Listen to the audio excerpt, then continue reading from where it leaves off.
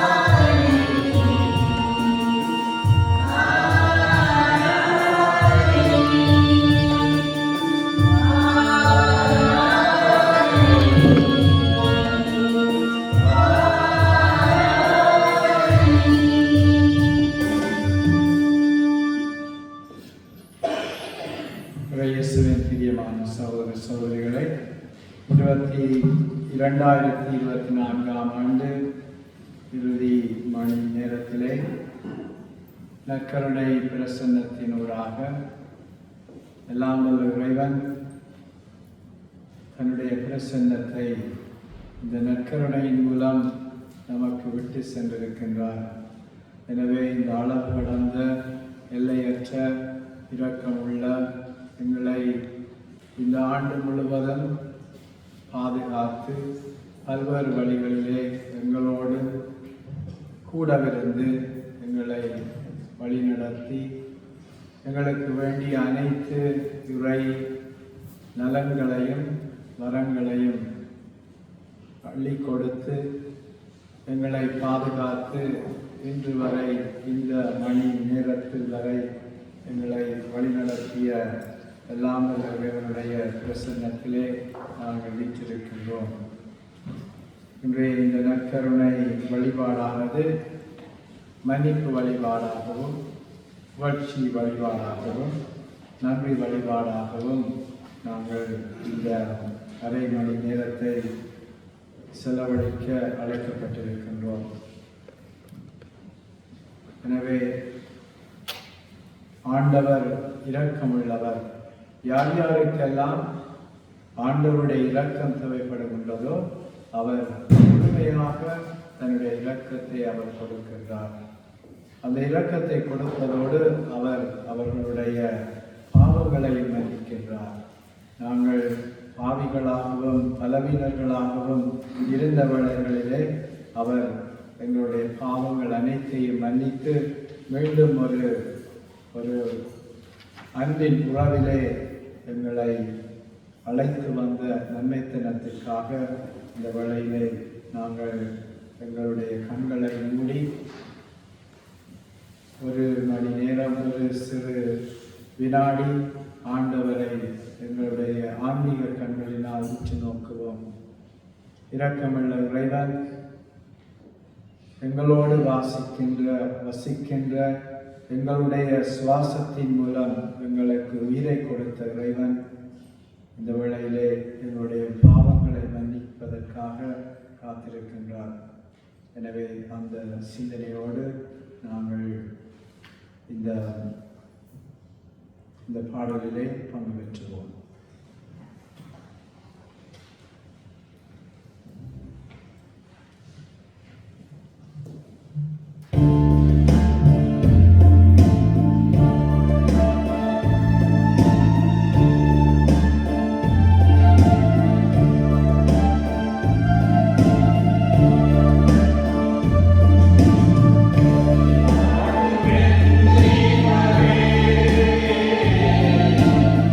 Yeah.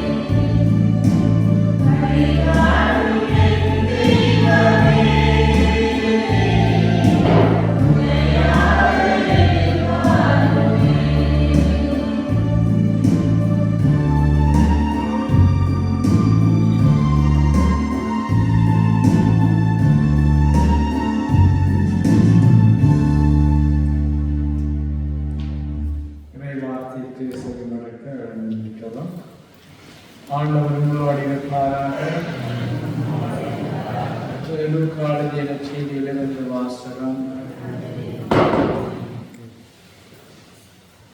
அக்காலத்தில் இயேசு ஜெருசலேமுக்கு போய் கொண்டிருந்த பொழுது கலிலேயா சமாரிய பகுதிகள் வழியாக சென்றார். ஒரு ஊருக்குள் வந்த பொழுது 10 தொழுநோயாளர் அவருக்கு எதிர்கொண்டு வந்து தூரத்தில் நின்று கொண்டே,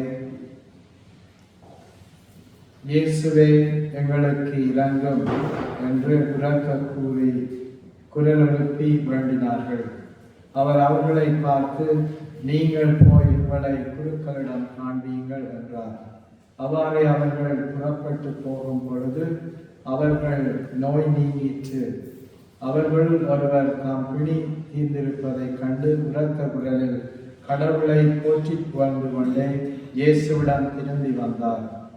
அவருடைய காலில் முகம் குப்பர விழுந்து அவருக்கு நன்றி செலுத்தினார். அவரோ ஒரு சமாரியர். இயேசு அவரை பார்த்து, 10 பேர்களில் நோய்களும் நீங்கவில்லையா? மற்ற 9 பேர் எங்கே? கடவுளை போற்றி புகழ அந்நியராகிய உம்மை தவிர வேறு அவரும் திரும்பி வர காணோமே என்றார். பின்பு அவரிடம், எழுந்து செல்லும், உமது நம்பிக்கை உமக்கு நலமளித்தது என்றார். இது கிறிஸ்து வழங்கும் செய்தி.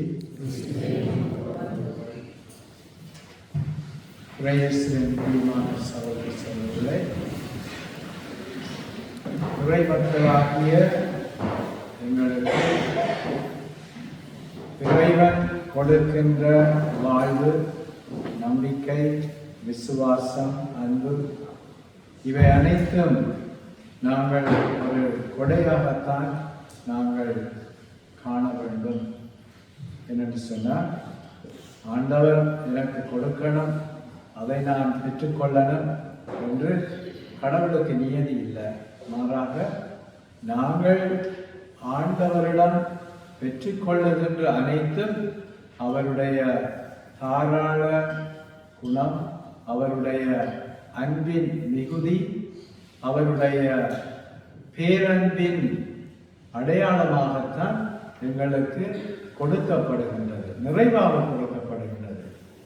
ஆனால் சில வேளைகளில் எங்களுடைய வாழ்க்கையை நாங்கள் பார்த்தோம்னு சொன்னால், நாங்கள் பெறுவதற்கு முன்பு எவ்வாறு அந்த விசுவாசத்தில் இருக்கின்றோமோ, பெற்றதன் பிறகு அந்த விசுவாசத்திலே நாங்கள் எவ்வாறு கேட்டோமோ அதை நாங்கள் முழுவதும் மறந்து வாழுகின்ற சந்தர்ப்பங்களிலே நாங்கள் இருக்கின்றோம். அதைத்தான் இன்றைய இந்த நான் உங்களுக்கு வாசித்த இந்த 10 தொழுநோயாளர் அவர்களுடைய உவமையின் மூலம், அவர்களுடைய நிகழ்வின் மூலம் எங்களுக்கு நம் ஆண்டவராகிய இயேசு கிறிஸ்து விளக்கி காட்டுகின்றார். அதாவது அந்த 10 தொழுநோயாளர்களுக்கும் ஒரு தேவை இருந்தது. என்ன தேவை? எல்லாருமே குணமடைய வேண்டும். தாவீதின் மகனே, ஆண்டவரே, இயேசுவே எங்கள் மீது இறங்கும் என்ற ஒரு உன்னதமான சபத்தை அவர்கள் உரக்க கூவினார்கள். நீங்க இந்த கனகாலங்களில் நீங்க ஆண்டு முழுவதும் செவித்திருப்பீங்க. ஆண்டு முழுவதும் ஞாயிற்றுக்கிழமைக்கு பூசை போயிருப்பீங்க, சபமான சொல்லியிருப்பீங்க, பல்வேறு விதமான சபங்கள் செய்திருப்பீங்க. அதன் விசுவாசத்தின் வெளியடையாளம். எங்களுடைய உள்ளத்தில் இருக்கின்ற விசுவாசத்தை நாங்கள் ஆண்டவரிடம் எப்படி கொடுக்கின்றோம் சொன்னால், எங்களுடைய சபங்களின் மூலம். அதை சொல்லுவாங்க, விசுவாசம் இல்லாத சபம் ஒரு நாளுமே அது ஆண்டவருடைய சந்நிதியிலே சேராது. அது ஒரு ஒரு என்ன வேஸ்ட் ஆஃப் டைம் சொல்லுவாங்க. சொன்னால் என்ன செய்தாலும் அந்த விசுவாசத்தின் மிகுதியாக இருக்க வேண்டும். நீங்க அந்த நம்பிக்கையோட எதை கேட்டாலும் ஆண்டவர் உங்களுக்கு கொடுப்பார். இப்ப கொடுக்காட்டிலும் எப்பயாவது கொடுப்பார். ஆண்டவருடைய நேரத்தில் கொடுப்பார், எங்களுடைய நேரத்தில் இல்லை. மாறாக in God's time God will give us according to His time. Not my time, not your time, but according to His time. But we keep asking Him. We keep asking what we are in need of. That's why the 10 lepers came forward to Jesus, poured out their prayers. Jesus, Son of David, have mercy on me. ஆண்டவருடைய இரக்கம் தேவை. ஆண்டவருடைய இரக்கம் இல்லாம நானும் நீங்களும் இந்த வருஷத்துல 60 நாளுக்கு நாங்கள் இருக்க மாட்டோம். அதால நாங்கள் நல்லவர்கள், மற்றவர்கள் கூடாதவர்கள், தீயவர்கள் அல்ல. மாறாக இது ஆண்டவருடைய செயல்பாடு, ஆண்டவருடைய இரக்கம். அந்த ஆண்டவருடைய இரக்கத்தை நாங்கள் தேடுகின்ற பொழுது அது நன்மை நிறைந்த வார்த்தைகளினால்தான் அதை நாங்கள் ஆண்டவருக்கு மிகுதியாக கொடுக்க வேண்டும். You might wonder why Jesus asked, where are the 9 people? அந்த 9 பேரும் எங்கே என்று அவர் கேட்டார். ஒரு ஆள் தான் அந்த நன்றி சொல்ல திரும்பி வந்தார். மற்ற 9 பேருமே வாங்கினோம், பிழைத்தோம் என்று அவர்கள் ஆண்டவருடைய பிரசன்னத்தை விட்டு அவர்கள் தூர இடத்திலே சென்று விட்டார்கள். So we have to learn that the more we get, the more we should become grateful. சொல்லுவாங்க, அந்த எங்கெங்கெல்லாம் நன்மைத்தனங்கள் இருக்கிறதோ அங்கேயெல்லாம் நன்றி உள்ளங்கள் இருக்கும் என்று சொல்லுவாங்க. அதாவது நன்றி உள்ளம் யார்கிட்ட இருக்குது? நன்மைத்தனம் இருக்கிற உள்ளத்துல தான் இருக்குது. அதாவது இந்த 2 இதுகள், if you are satisfied, you will be grateful. Don't forget that. Satisfaction and gratitude, they come together to make us who we are. அதாவது நாங்க தாராள திருப்தி, அதாவது போதுமன்ற மனம் இருக்கணும், அதோட நன்றி உள்ளவர்களாக இருக்கணும். அதைத்தான் இந்த ஆண்டு முழுவதும் நாங்கள் அனுபவித்திருக்கின்றோம். அதை ஆண்டவரிடம் நாங்கள் எடுத்துக் கூறுவதற்காக இங்கே நாங்கள் இந்த வேளையிலே ஆண்டவருடைய பிரசன்னத்தை நாங்கள் வீற்றிருக்கிறோம்.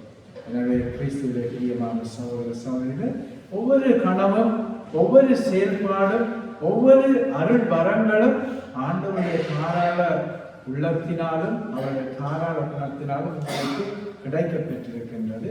அதற்காக நன்றி கூறுங்கள். ஆண்டவரை உற்று நோக்கி ஆண்டவருக்கு நன்றி கூறுங்கள். நன்றி ஆண்டவரே, ஆண்டவரே உமக்கு கோடான கோடி நன்றி. என்னன்னு சொன்னால், நான் வாழ்வதும் இருப்பதும் இயங்குவதும் உண்மையிலே தான். உண்மையிலா நன்றி என்னால் ஒன்றுமே செய்ய முடியாது. Because He is the beginning, He is the end. He makes us who we are and He gives us whatever we are in need of. Let us continue to show the hearts of gratitude and நன்றி உள்ளங்களோடு, நன்றி கலந்த செவங்களோடு இந்த வரும் இதுவரை செய்த செயல்களுக்காக இந்த பாடலை நாங்கள் எல்லாருக்கும் தெரியும், உங்களுக்கு எல்லாருக்குமே பாடமாக தெரியும். நன்றியோடு ஆண்டவருடைய அந்த என்ன நன்மைத்தனம் நிறைந்த அந்த உதடுகளோடும் சிந்தனைகளோடும் ஆண்டவருக்கு நாங்கள் இந்த பாடலை படிப்போம்.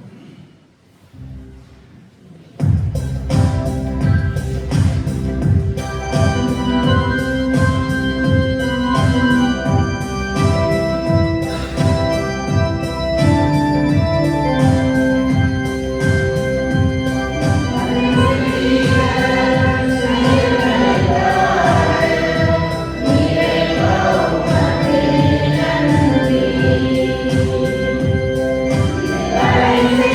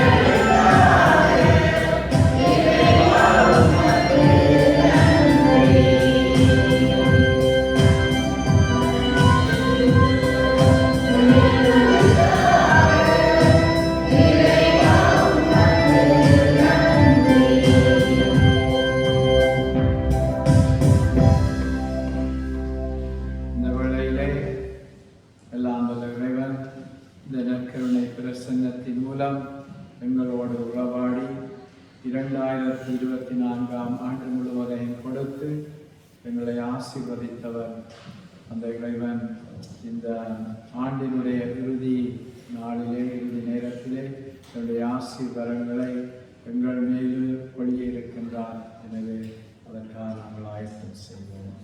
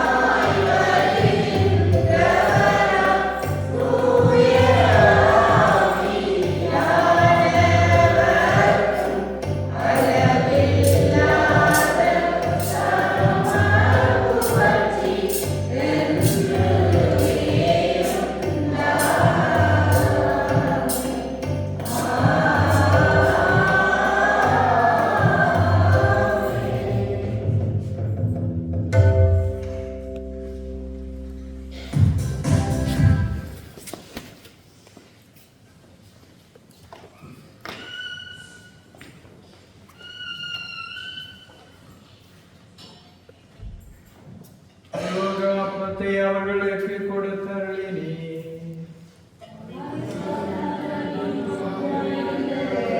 செபிப்போமாக. இறைவா, இந்த வியப்புக்குரிய திருவருட்சாதனத்திலே உம்முடைய திருப்பாடுகளின் எங்களுக்கு விட்டு சென்றீர். உமது திருவுடல் திரு இரத்தத்தின் மறைப்பொருளை வணங்கும் நாங்கள் உமது மீட்பின் பலனை இடைவிடாமல் சுவைக்க அருள் புரியும். என்றென்று வாழ்ந்து ஆட்சி செய்கின்ற உம்மை மன்றாடுகின்றோம்.